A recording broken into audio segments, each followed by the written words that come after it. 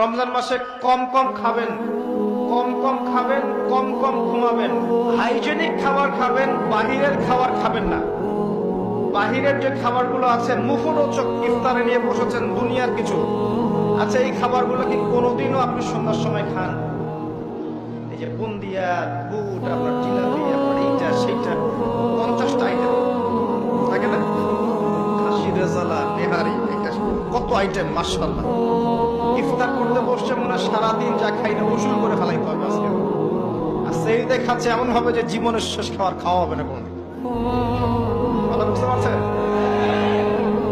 জীবনেও তো সন্ধ্যার সময় এগুলো খাই না, আমরা খাই। এগুলো যে যত বেশি খাবে সে তত অসুস্থ হয়ে যাবে।